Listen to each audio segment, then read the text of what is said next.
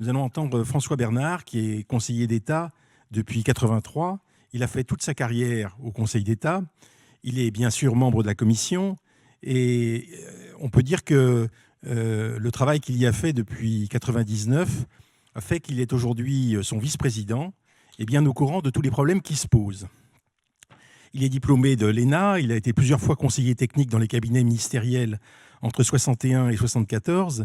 Et je dirais que pour l'essentiel, la Fondation pour la mémoire de la Shoah, qui joue un rôle tellement important aujourd'hui en France pour financer la recherche, mais aussi l'édition, mais aussi la discussion, mais aussi les liens avec les victimes et les familles des victimes de la Shoah, lui doit beaucoup.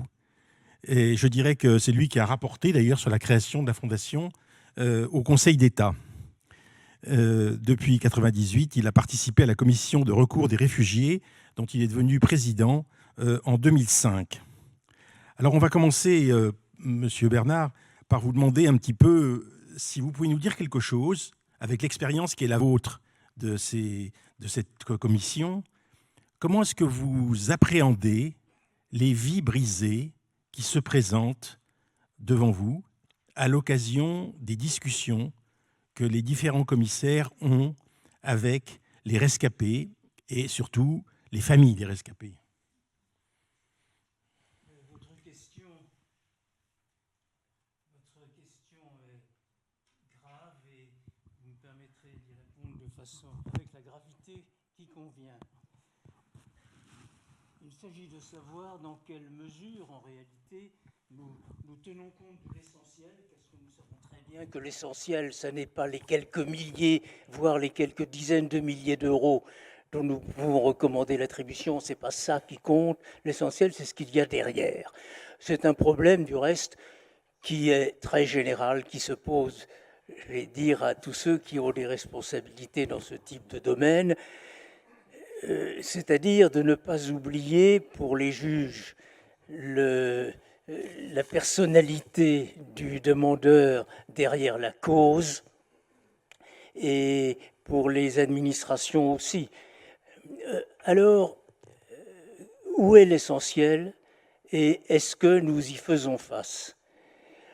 Nous sommes une commission administrative chargée de proposer au Premier ministre, ordonnateur principal des dépenses publiques, et d'ailleurs aux banques, suivant une autre procédure, de verser des indemnités. D'autres commissions sont chargées aussi de proposer des indemnités, mais celle-ci est d'une nature tout à fait exceptionnelle, car il s'agit de réparer des persécutions, les préjudices consécutifs à des persécutions et à des déportations, et en réalité à des crimes contre l'humanité. Les préjudices que nous réparons ont été le prélude, ont permis, ont accompagné, ont en tout cas facilité le pire. Et nous ne pouvons l'oublier à aucun moment, et chacun des membres de la commission, croyez-le, en est totalement convaincu d'une façon que je me permettrai de qualifier de douloureuse. Mais traitons-nous l'essentiel et voyons-nous suffisamment les cas particuliers, l'homme derrière le dossier. L'essentiel, non, nous ne le traitons pas. Nous le savons très bien. Nous savons très bien que l'essentiel n'est pas mesurable et n'est pas évaluable. Mais l'essentiel n'est pas le tout. Je pensais à une réflexion d'un homme qui a été un peu le moteur de la politique de réparation après la guerre, qui est le professeur Thérouanne. Le professeur Thérouanne avait dit à peu près ceci: c'est une œuvre de justice et d'humanité dont la signification est morale et dépasse de beaucoup les indemnités qui sont en cause. je n'ai pas eu de mérite à retrouver cette citation parce qu'elle figure dans les premières lignes du rapport de synthèse de la commission Mattéoli. Il y a un aspect moral dans cette fonction que nous remplissons et nous en avons la conviction à tous les instants, nous ne l'oublions pas, tout en sachant que ce n'est pas l'essentiel, bien sûr. Mais voyons-nous suffisamment les personnes derrière les dossiers? Là aussi, c'est un problème qui peut se poser à d'autres qu'à nous, mais à nous avec plus d'acuité, étant donné les drames dont nous savons que chacun est porteur. Je dirais que je pense que nous le faisons, encore que ce ne soit pas à moi ou à nous d'apporter une réponse, ce serait aux victimes elles-mêmes ou à leurs ayants droit. Mais en tout cas, nous nous efforçons d'y arriver et nous y sommes profondément aidés, conduits par le décret lui-même. Notre décret institutif présente en effet deux caractéristiques à cet égard qui nous obligent à traiter les problèmes individuels. La réparation qui est prévue est une réparation qui est non pas collective comme elle peut l'être, comme elle l'a été par exemple avec la dotation considérable que l'État a consentie à la FMS, à la Fondation pour la mémoire de la Shoah. Elle n'est pas forfaitaire non plus, comme beaucoup des pays voisins de la France l'ont également prévu. Elle est individuelle. Les auteurs du décret ont tenu à organiser une procédure qui met en place la procédure contradictoire, les auditions des demandeurs, et nous avons veillé, parce que nous étions tout à fait convaincus de la nécessité de mener à bien cette tâche, nous l'avons fait, je pense, nous en reparlerons peut-être, nous l'avons fait en voyant constamment les intéressés. Et nous l'avons fait avec d'autant plus de... Bon, je m'interromps parce que je crois que nous avons beaucoup de choses à dire ce matin. Vous insistez beaucoup sur les ambitions de la Commission, et Lionel Jospin y a insisté tout à l'heure en parlant des conditions de sa naissance. Vous avez noté, quand on a préparé cette discussion ensemble, qu'il y avait quand même des ambiguïtés. Alors, Lionel Jospin a parlé tout à l'heure de difficultés. J'aimerais que vous disiez un petit peu ce qu'il en est, à votre avis, des ambiguïtés de cette commission. Les ambiguïtés, la première ambiguïté, c'est que nous ne savons pas très bien qui nous sommes. La place dans l'État est une place qui est très incertaine, comme l'ont souligné d'ailleurs les différents rapports qui nous ont été consacrés, venant tant de l'Assemblée nationale que du Sénat et même de la Cour des comptes. En effet, nous sommes une commission administrative créée par un décret simple. Le dernier rapport du Sénat, qui est un rapport assez remarquable, d'ailleurs je dois dire, du sénateur Marc Laménie, souligne qu'il regrette cette option qui a été faite et qu'il ne confère pas à la Commission une place éminente dans l'État et qui, d'après lui, est de nature peut-être à diminuer son autorité. Et en réalité, nous sommes une commission consultative, nous ne prenons pas de décision, mais nous émettons des recommandations au Premier ministre. Mais en réalité, tout se passe comme si nous étions une juridiction. Et le rapport sénatorial auquel je fais allusion a même inventé, je crois, un mot pour la langue française. Je suis toujours heureux quand notre langue s'enrichit, même quand le mot est un peu savant. C'est le mot de méta-juridiction. Alors, méta, qu'est-ce que ça veut dire ? En gros, ça veut dire, l'homme de la rue dirait, nous sommes une espèce de juridiction. Voilà ce que ça veut dire. Nous sommes une espèce de juridiction dans la composition. Le Premier ministre, M. Jospin, et notre président, M. Janoutot, ont évoqué cette composition, je n'y reviens pas. Et nous sommes une juridiction aussi dans notre façon de procéder, car nos méthodes, à tous les stades de la méthode, de l'instruction et du passage en audience et de la possibilité de recours, je n'entrerai pas dans les détails, mais tout est juridictionnel en réalité. Parce que nous avons aussi apporté les connaissances de notre métier qui étaient pour presque tous et pour d'ailleurs tous les magistrats rapporteurs, ce qui est important. Tous les rapporteurs sont des magistrats aussi. Nous avons apporté notre expérience qui peut être utile, qui était, je crois, assez riche en la matière. Bon, nous sommes pratiquement une juridiction. Alors, si le Sénat, le rapport sénatorial, a regretté cette procédure qui ne nous place pas très haut dans la hiérarchie des normes, le décret simple et la commission administrative, c'est parce qu'il craignait que cela pût nuire à notre autorité. Alors l'autorité, c'est comme le prestige, je n'aime pas beaucoup ces mots. Ce qui compte en réalité, ce n'est pas l'autorité, c'est l'efficacité. Or l'efficacité est là. Elle est là parce que les premiers ministres successifs et les gouvernements et le secrétariat général du gouvernement nous ont fait confiance.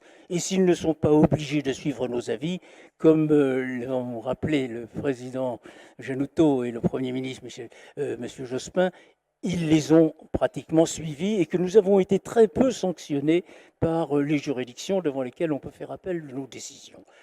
Donc l'autorité, je crois, la place dans l'État est assurée. Voilà pour l'ambiguïté majeure. Mais les ambiguïtés, il y en a d'autres. D'autres qui, en réalité, vont beaucoup plus loin parce qu'elles portent sur des incompréhensions de notre tâche. Ces incompréhensions, des ambiguïtés si vous voulez, proviennent d'abord du décret lui-même qui a limité nos pouvoirs. Nous ne pouvons pas traiter de toute les spoliations. Le préjudice moral est écarté, je n'y reviens pas, on en parlera peut-être dans la journée, je n'y reviens pas, l'affaire est claire et d'ailleurs personne ne le conteste, tellement le décret est clair à contrario. De même, sont exclus les faits de guerre, bien entendu. Les bombardements, par exemple, ça va de soi, tout le monde comprend ça. Mais il y a des faits de guerre plus ambigus, comme par exemple les pillages. Les pillages des voisins ou des populations concernées. Nous avons eu beaucoup de cas de demandeurs venant de Tunisie qui ont fait état de pillage de la population qui ne seraient peut-être pas intervenus si les appartements n'avaient pas été vidés et si le propriétaire ou le locataire juif n'était pas parti pour éviter d'être raflé. Bon, donc le problème est un peu plus compliqué. Nous ne sommes pas intervenus. Nous avons peut-être marqué une certaine timidité, mais la timidité est d'abord celle du décret avant la nôtre. Limite aussi, et alors là, c'est aussi assez difficile, sur les autorités qui pouvaient, enfin sur les actes, l'auteur des spoliations. Car ce sont, d'après le décret, les autorités, soit les autorités d'occupation, soit les autorités de Vichy. Or, il y a des actes antisémites qui se sont produits sous l'occupation et qui n'étaient pas directement le résultat ni des actes d'Illois qui ont été pris à l'époque, ni des autorités qui avaient le pouvoir de fait. Bon. Et alors, bon, ce sont les limites du texte. Il y a aussi des difficultés posées par le texte. Je me contente de les énumérer parce que je sais que notre temps est précieux. Il y a des difficultés sur la date d'évaluation des préjudices. Le décret, enfin, nous avons interprété le décret comme nous contraignant à évaluer les préjudices à la date de la spoliation. Bien entendu, les sommes étant réévaluées en fonction des indices de l'INSEE. Cette méthode a pu être contestée. De même, en ce qui concerne le régime de la preuve, où nous avons subi quelques assauts, et notamment de la part de nos amis américains en matière bancaire. Car nous n'exigeons pas de preuves, bien entendu, nous savons bien qu'il est impossible d'apporter des preuves. Nous fions au régime de la présomption de bonne foi, en admettant d'ailleurs que cette bonne foi ait pu être surprise et en nous remettant aussi à la cohérence du dossier. Mais enfin, il y a quelques difficultés là-dessus, et les difficultés majeures sont intervenues sur la notion de bien spolié. Car cette notion a donné lieu à deux contentieux très importants du Conseil d'État, l'un où il a suivi la Commission et l'autre où il ne l'a pas suivi. La Commission a estimé, par une interprétation assez rigoureuse, assez stricte, peut-être trop stricte du décret, que les revenus que les revenus dont étaient privés les personnes qui ne pouvaient pas exercer leur profession ou qui avaient été privées de dépouillées de leur entreprise, que les revenus ne seraient pas indemnisés. Alors, sur ce point, le Conseil, on peut penser ce qu'on veut de cette attitude. Je note qu'elle est assez timide et assez restrictive, mais le Conseil d'État a confirmé le point de vue de la Commission et par conséquent, aujourd'hui, il faudrait un texte réglementaire et peut-être pourquoi pas législatif pour revenir là-dessus. Alors, l'autre point sur lequel nous avons été sanctionnés par le Conseil d'État, je suis un peu long, mais ce point est vraiment capital. C'est pratiquement le seul désaveu que nous avons eu de la part des juridictions. C'est la notion de bien incorporel des entreprises. C'est très important. Les pertes de clientèle, le droit au bail, etc. Nous ne les indemnisions pas par une lecture très stricte nous les indemnisions pas. Nous en tenions compte plus qu'on ne le dit d'ailleurs, et nos solutions étaient plus nuancées qu'on ne le dit, mais enfin, dans le principe, nous n'indemnisions pas, c'est bien incorporel. Le Conseil d'État nous a sanctionnés, et naturellement, depuis 2009, et naturellement, nous tenons le plus grand compte nous avons tiré toutes les conséquences de cette sanction. François Bernard, on peut peut-être parler du bilan, parce que tout un chacun dit, et tous ceux qui sont intervenus jusqu'ici disent bilan estimable. En même temps, vous pensez que ce bilan est contrasté. Est-ce que vous pouvez nous expliquer en quoi, et surtout parler peut-être du bilan humain? Oui, monsieur le médiateur, sur le bilan financier, estimable et contrasté, ce sont exactement les mots qu'a employés la commission sénatoriale du Sénat. Je ne reviens pas sur les chiffres, vous les connaissez, ils ont d'ailleurs été rappelés par le président Janouto, je n'insiste pas. Alors le bilan humain, je vous dirais d'abord que je suis très gêné de parler du bilan humain devant des personnes dans cette assemblée qui en savent tellement plus que moi, monsieur Klarsfeld et d'autres. Et c'est avec une certaine confusion que je voudrais y faire allusion. Je dirais simplement, je voudrais dire deux ou trois choses. La première, c'est que nous nous sommes efforcés de mettre en œuvre une procédure où nous voyons les demandeurs. Nous les voyons à tous les stades. Nous les voyons au moment de l'instruction, les rapporteurs, les secrétaires de la commission, voire le rapporteur général, les voient et naturellement nous les entendons le plus longuement possible et de la façon la moins bureaucratique possible dans nos délibérations. Enfin, non, les rencontres qui précèdent nos délibérations. Ces requérants, je les appelle requérants, c'est un terme très administratif, vous m'en excuserez, nous les avons, ça c'est le premier point, nous les avons donc vus, et nous en avons vu beaucoup. Je n'ai pas les derniers chiffres là-dessus, mais enfin nous avons, le chiffre a été rappelé, nous avons eu à peu près 30 000 dossiers. D'après mon expérience, nous en voyons un peu plus, dans un peu plus d'un dossier sur deux, entre 1 sur 2 et 2 sur 3, nous les voyons. Alors ça fait beaucoup de monde, nous les avons vus. Et qu'est-ce que nous avons retiré de cette impression? De leur côté, l'impression dominante, c'est la dignité. Et de notre côté, je l'espère, ce n'est pas à moi de le dire, mais enfin, nous nous efforçons d'y arriver, de leur exprimer le respect que nous leur portons au nom de la République et au nom de l'État. J'espère que nous y parvenons. Ce qui me laisse penser que nous y parvenons, deuxième observation,